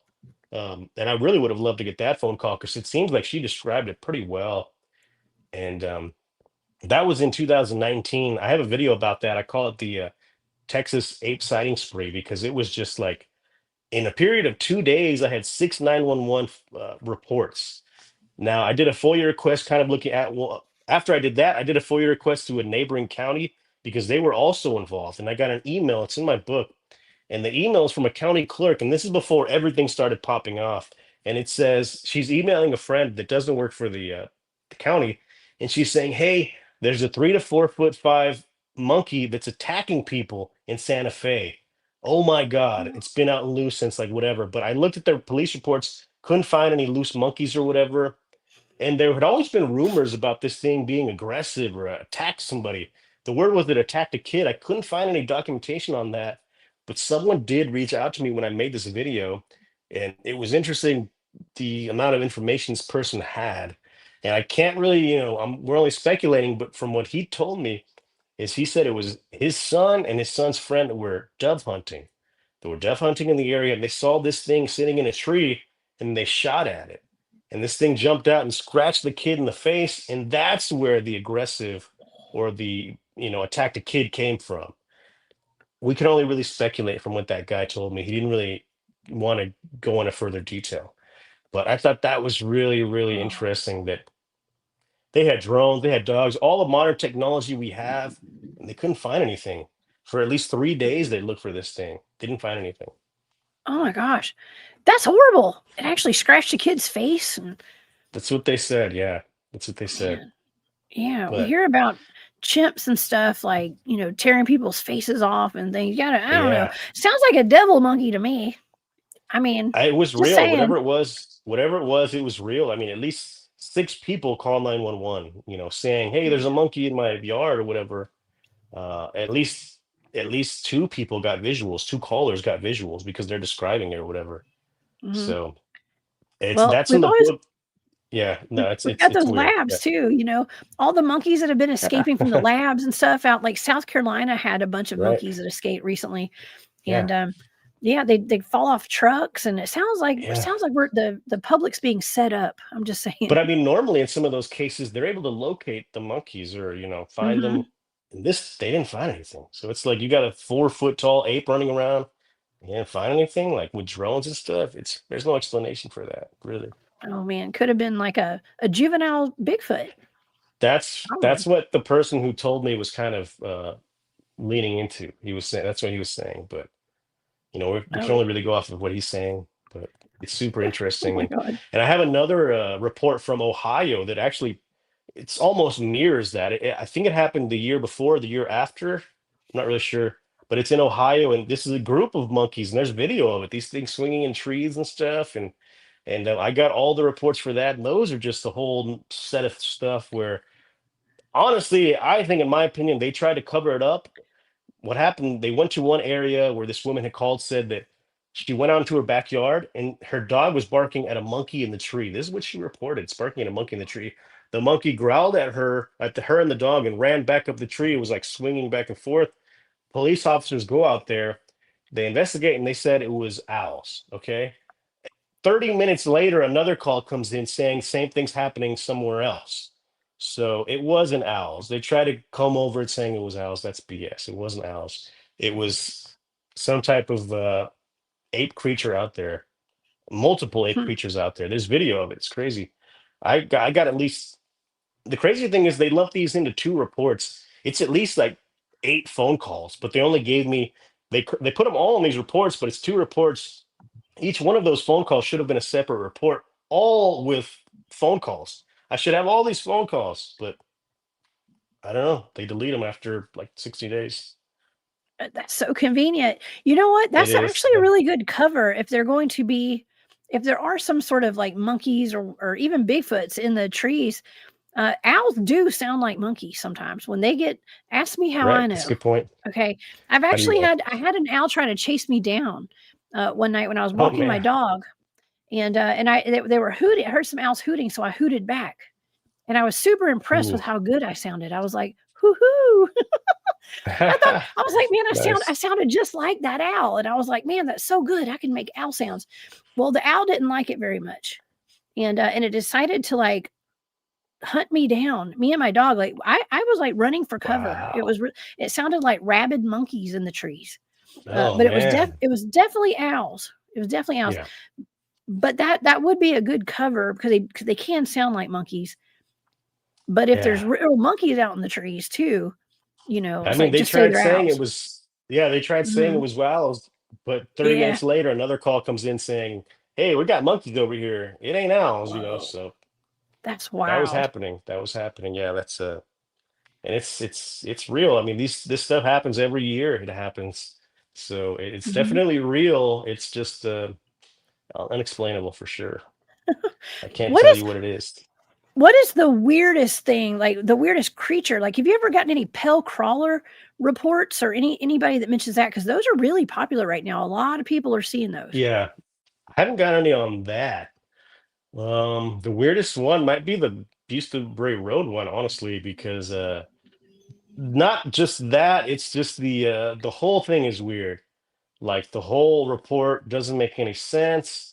They arrested somebody.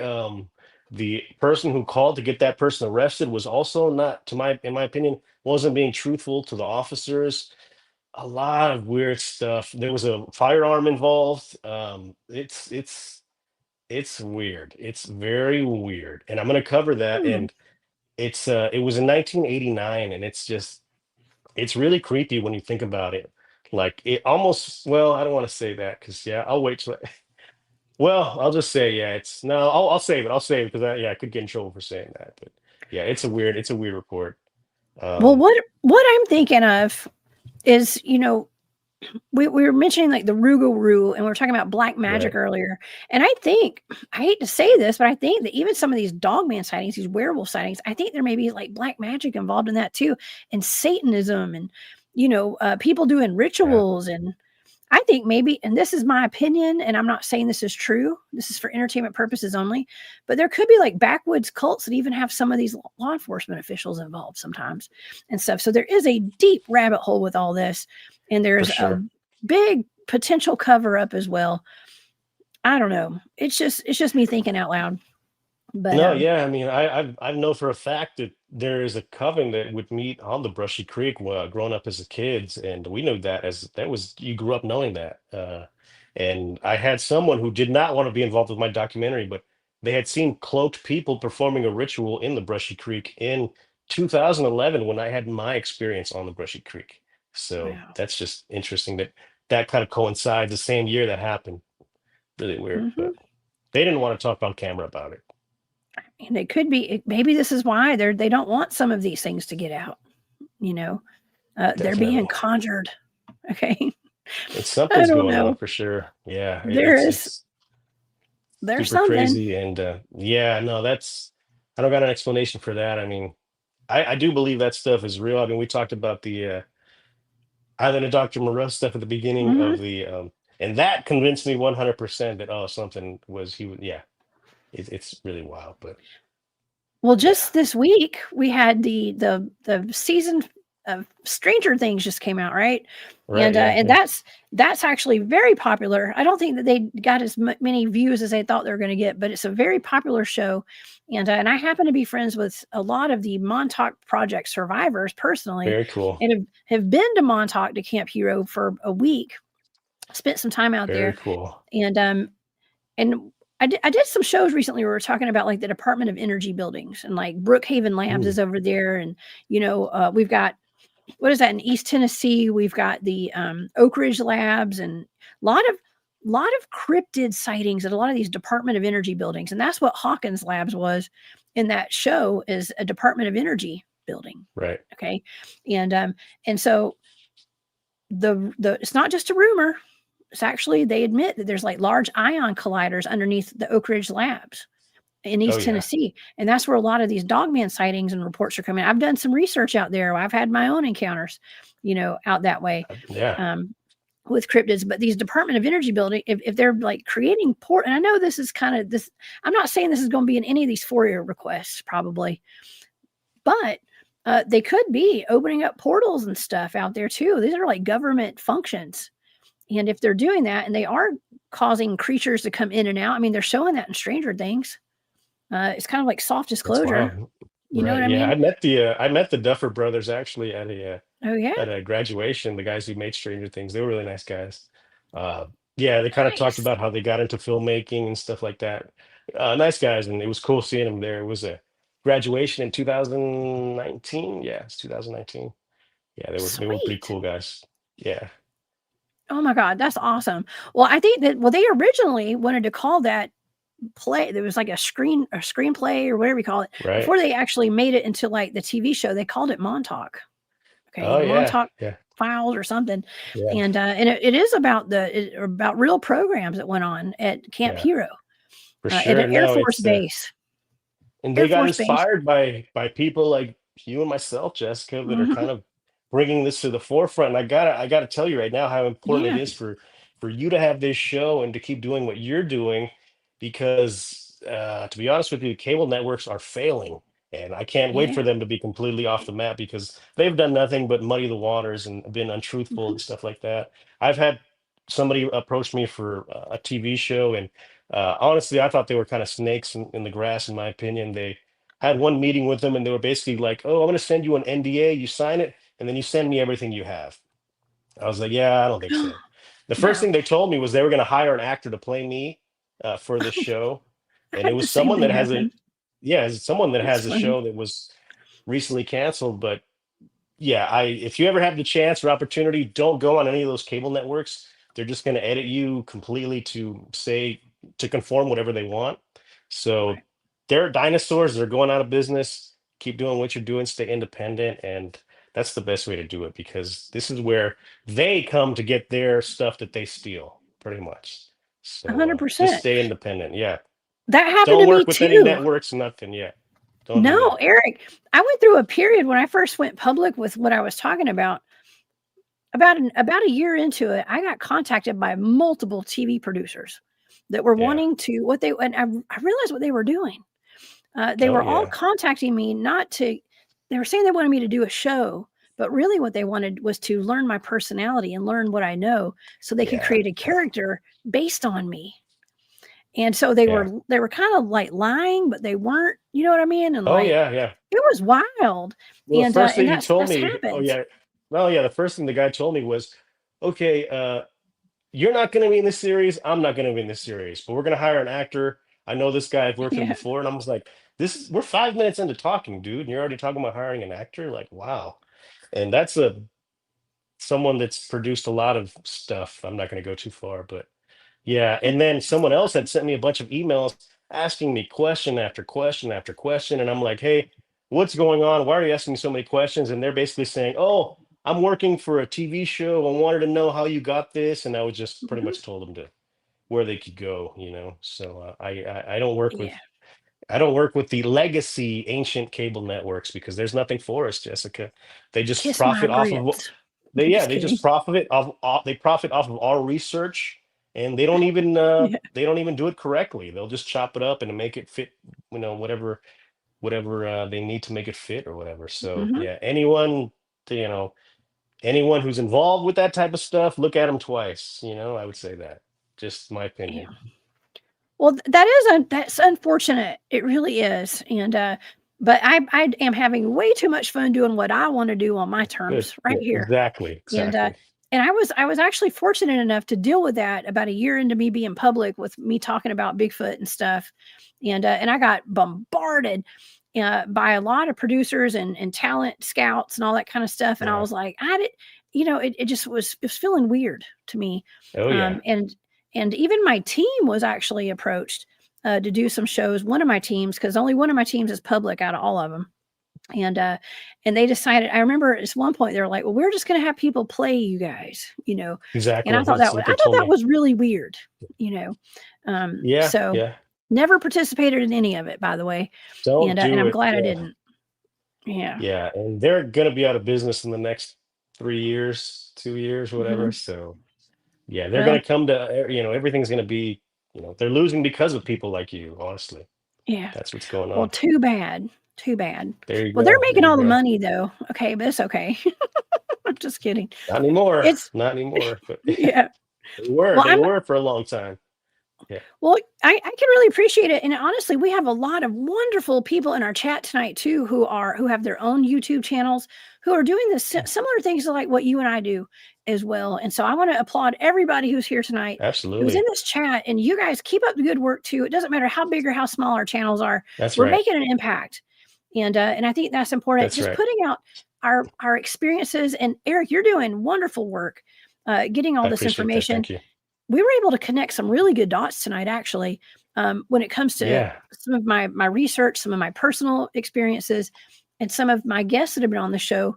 Your FOIA request documents have backed up a lot of what some of these whistleblowers have said. So I don't know. It's a Yeah. concerted effort. Absolutely. I'm just trying to do the digging here. I'm not really in one camp or another. I'm just here to provide the documentation as I get it. There's other stuff that we haven't really talked about either tonight. And just real quick, I want to mention what I think is the greatest Bigfoot sighting documented that's ever taken place. I got it through the Yeah. Bureau of Indian Affairs. I did a FOIA for them, and they gave me a file that they've had it hidden since 1978, and it was a Bigfoot sighting. I Oh, have all the pages. It's in my book. It was a Bigfoot sighting that took place on the Mescalero Apache Reservation, and multiple, at least five federal agents went out to investigate this area. I have all their reports. I have their handwritten reports. I have the woman's report that basically made the call. She was out there, and her and a young child had seen a Bigfoot with its arms in the air approaching them. And she was so steadfast. She says, I know what I saw. It was a Bigfoot, 100% sure. This is in the report. And for me, that is the greatest Bigfoot sighting report I've ever received because of the wow. documentation, the people involved, and it's really incredible. And I think that needs to be promoted a lot more as people start to become aware of it because it is full of documentation and just statements by these various people that were involved. So to me, the sighting that took place in the Mescalero Apache Reservation in the 70s, it's the greatest sighting that anyone's ever produced, really, I think, in my opinion. Really? It's incredible. It's incredible. I'm gonna have to get your book, Eric. I'll send Okay. you a copy. Yeah, I'll have to send you a Man, copy. I'm gonna buy one from you. Okay. And I think it's wonderful that you have all that in there. And I don't know. I mean, there's been. Do you remember the case of that woman? I can't remember her name, but there was a woman who had actually. I mean, she had seen a Bigfoot. I forgot what exactly happened. She and her daughters. She took it to court. Okay, like she went so Oh far as wow. like she had seen a Bigfoot. She took it to court and she ended up dying at some point. And it was kind of like a Right. suspicious death. I know somebody in the chat's gonna know who I'm Wow. talking about, y'all. Yeah, I don't know Forgive about me that, for but that not sounds knowing. really interesting. Wow. That Yeah, sounds really I can't interesting. remember. I Anybody did knows, y'all too. tell me. When you're talking about deaths, I don't know if you remember, it was kind of sad at the beginning of the year. Was it the beginning of the year already? Wow. Where those two Sasquatch hunters, they died in the Yes. so I actually did a FOIA and I got the information for that. Insanely redacted. There's so many redactions in there. But one of the weird things Really? is they mention, yeah, it's super redacted. They mention a juvenile in there. And I'm like, why are they saying a juvenile? I thought it was two older guys that died.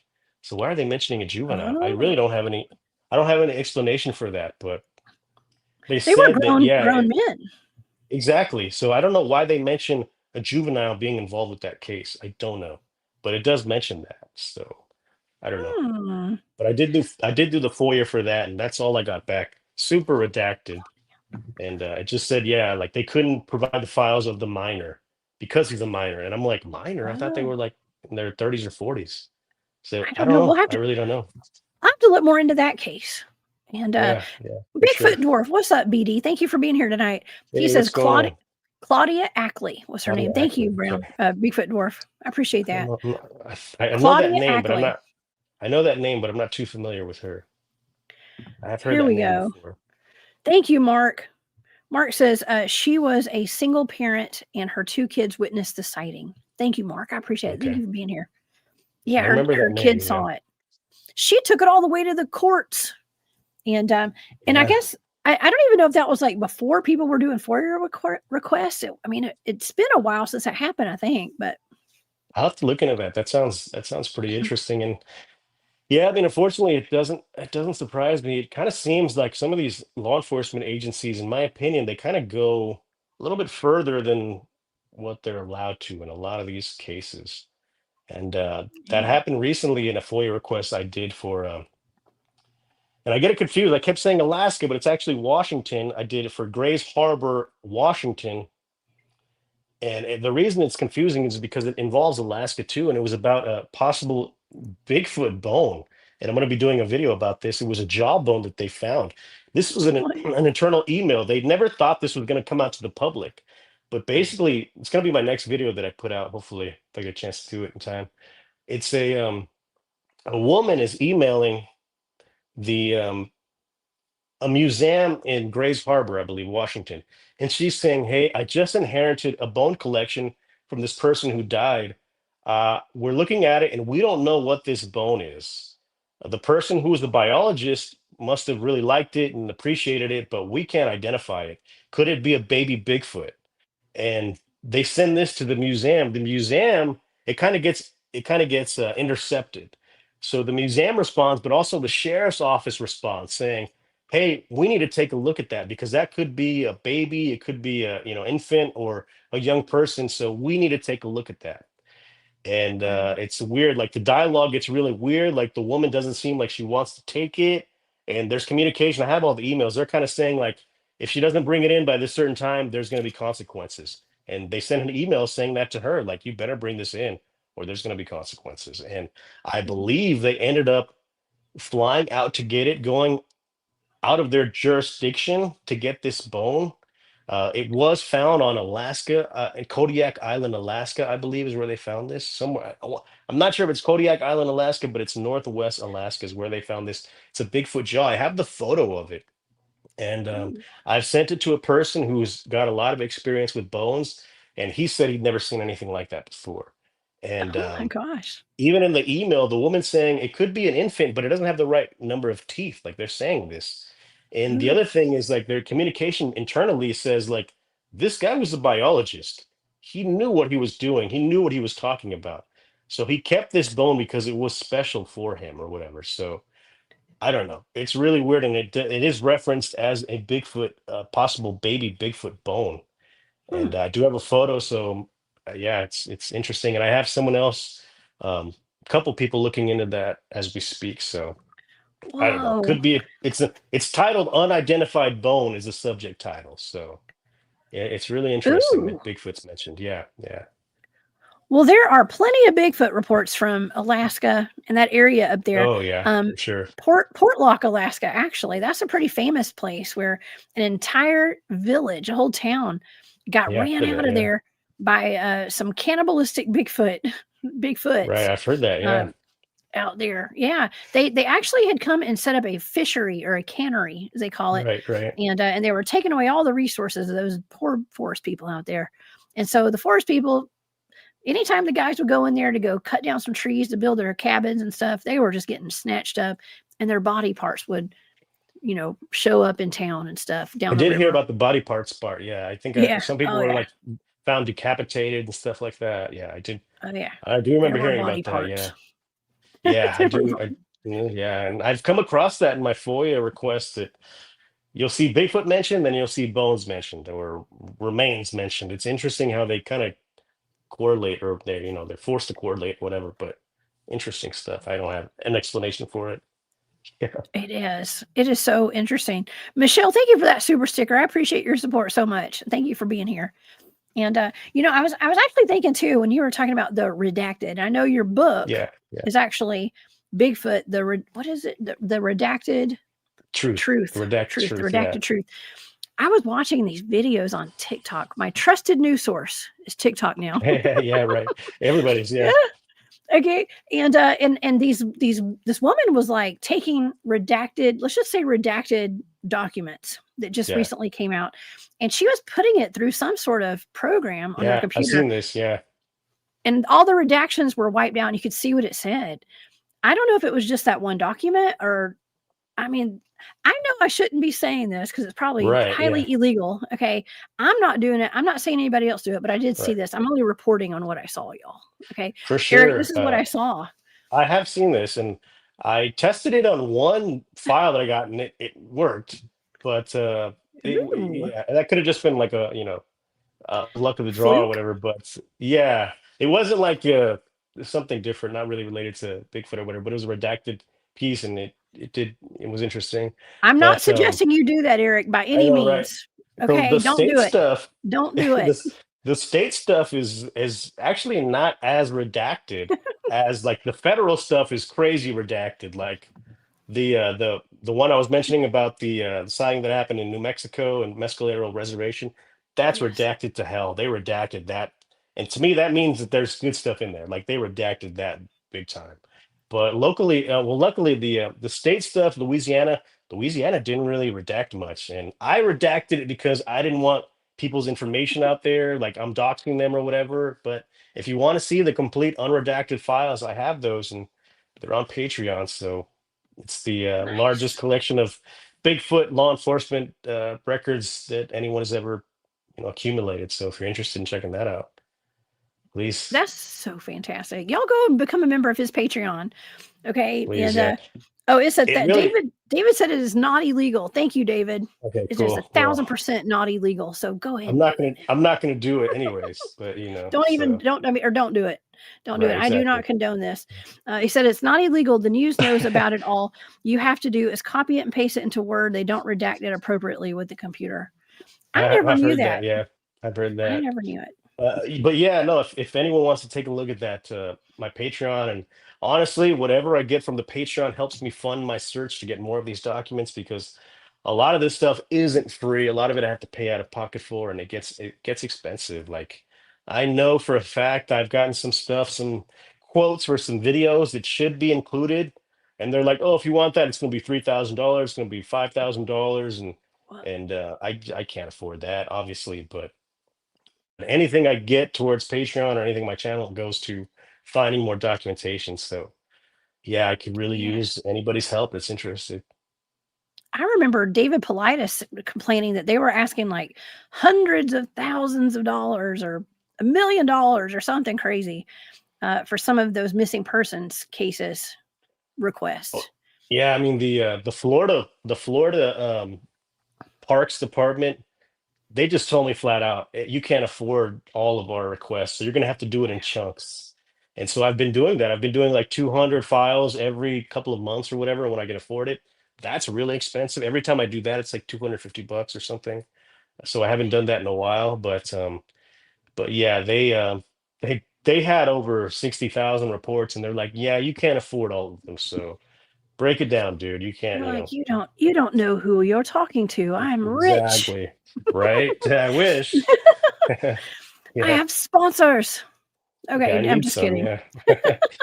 But yeah, Oh my no, but gosh. they got a lot. They got a lot of info, and hopefully I'll be able to chip away at that as, as time goes on. So we'll see. Oh yeah. Yeah, Well, you're doing an awesome job, and I think that you're getting appreciate it. some good stuff because like I was able to actually connect some of my experiences and things that I know about through your documents that we went over just tonight. Just those. So thank you for that. And I so appreciate it, man. Keep up the good work, Yeah, Eric. absolutely. No, I Yeah. appreciate you and what you do. And like I said, stay independent. Don't be popping up on these channels, Oh my these God. network channels. I'll say network channels. No network channels. I don't have any. I have not had any offers. Okay, other Good. than a Don't long do time it. ago. I think Yeah, people are don't do it. scared of me because I tell the truth too much, and I don't take Yeah. no shh. You know what I'm talking about from Yeah. any. Oh yeah. So Don't. Yeah, that's how you gotta be in this subject, yeah, That's I definitely how you know gotta be. A lot of you sharks do. out there. You do. Well, I was gonna show everybody your book. Tell everybody about your Sure. book and where they can find it and you and Yeah. whatever you want to promote. Yeah, my book is on Amazon. It's Bigfoot, the Redacted Truth. I released it at the end of September, beginning of October. It's doing pretty good. A lot of people seem to be interested. Again, I'm not trying to, toot my own horn or anything, but it's full of law enforcement documents that I've obtained over the years. And I haven't seen that in any other books. Yeah, there it is right there. And it's got it's got photos from a Texas law enforcement case that guy said he had Bigfoot on his game camera. That photo's in there. The report's in there. The Kisatchie, Louisiana event I mentioned, the full report's in there with the complete GPS coordinates. So if anybody wants to research in that area of Kisatchie, you can go out to those GPS coordinates. I've got, I mentioned that Bigfoot sighting spree. I've got every single piece of documentation. It's like 6 reports in the book. I've got the Ohio stuff. I told you the chapter on Bigfoot attacks. I got some Bigfoot attack reports that I couldn't phrase that any different. I do believe there's some type of, attack or whatever going on. I've got it's more stuff than I can really talk about on there. A lot of documents in there. I know I'm missing some stuff, but off the top of my head, a lot of documents. If you want to check it out, read the actual documents for yourself. They're in the book. So if you want to go to my channel, I talk about a lot of the stuff that's in my book on the channel. I'm working on a lot more videos coming out. Hopefully I'll be able to put those out very soon at the beginning of the year. So any help I can get, like I said, if you guys want to join the Patreon, helps me get funding for these records requests that aren't always free and sometimes cost an arm and a leg. So again, I'll take any help I can get. But yeah, check out that last video I did on the Louisiana wildlife and fisheries. If you want to see the Bigfoot photo that they've had since 2018, and these Black Panther photos that to me it does look like a Black Panther. So you guys want to see that? Check it out, It's awesome. Yes, you guys go and check out. Go subscribe, please. We've had please. Yeah, Eric's links have been in the chat all night, and so yeah, we got YouTube, Patreon, and your book. Okay, yeah, so and my so my documentaries are on streaming platforms too. If you guys want to watch my Beast of Brushy Creek documentaries on Tubi and Amazon, and I'm working on the next one where I go to Kisatchie area where these kids were, and I mentioned the Bigfoot photo that was taken in Texas on the guy's game camera. So I kind of snuck that guy. Like I went to his area, he didn't know I was coming, and I got an interview with the person who made that 911 call, and it's really awesome. oh, It's really crazy, and that's going to be in the next my documentary project that hopefully I'll be able to put out here pretty soon. So yeah, that's awesome. That's awesome. Your documentaries are amazing, thank you, and so yeah, I can't wait to see what you got in store for the future, Eric. And thank you. please come back and hang out with me again. You're always coming up with the best Foia requests and good information and doing that boots on the ground work. And so thank you I so much appreciate for it. being here tonight. Thank you. Yeah. Yeah, thanks for doing all you do and staying independent for sure. Keep it up. Yeah. Thank you. You too. Awesome. Heck yeah. Well, we'll see you back here soon, I hope. Okay. Yeah, And for sure. yes, we need to do this regularly, okay, to get some updates on what's really going on out there. And There you go. yeah. All right. Well, I hope everybody enjoyed the show tonight. Thank y'all so much for being here. And I want to thank, let's see, Big Dog and Stargazer and Michelle for the super sticker. Oh, and Puck Elf as well. Thank you, Puck Elf. I appreciate you for that super sticker. You're so sweet. And thank you for being here. Y'all are the best, man. I have the best live chat on the internet, Eric. I mean, I always have the best chat room. And so, yeah, thank y'all so much for being here. I will be back on Monday with a live show. I think I might talk about that frog man. Have y'all seen that frog man? Eric, have you seen that frog man in Mexico? No, No? I have not. No, I'm familiar with a lot of Mexico cryptids, but no, I haven't heard of that. Look it up when you get a chance. I would pull it up, but my computer Sure. would flatline on me if Sure. I did that Okay, right I'll now. take a look. Yeah. I will send you a link in a minute. Okay. Cool. And I'll let you see it. So I may be talking about that frog man. Y'all got to check that out. Is it AI or is it real? Is the question. And that's where we're getting this fuzzy gray area, Eric. It's like Yeah. AI, everybody just assumes now everything's AI, Right. but it may not be. Okay. And That's interesting. Yeah. you're a tech guy, like you know about film and AI and stuff. I mean, it's getting weird, right? It's like It's we're getting not even really, going to it's be able getting to tell good. what's real and what's not. No, I'm at that point now, and I work in tech, and we get every month or something, we'll get notices saying, "Hey, there's this going on, this scam's going on with AI and stuff. Be aware of it. Don't respond or whatever." So it's a real threat for sure. Well, this frog man looks maybe like he's a reptilian and he's on top of a building and his Hmm, throat's getting all big and he's screaming and it is weird. that's wild. It Yeah. it's so lifelike. It could be real, but we're gonna talk about it probably on Monday. Y'all know Cool. I love talking about the weird stuff. And but anyways, thank you again for being here, Eric, and keep up the good work. We will see you back here next time. And you guys come see me on Monday. I promise y'all it's gonna be a fun show. And so everybody, please stay safe out there. Do not live in fear. And do something that scares the hell out of you at least once a week. Okay, it'll Nice. keep you happy. All right. See you, Eric. Y'all have a wonderful night, and I'll see you on Monday. Bye, y'all. Later.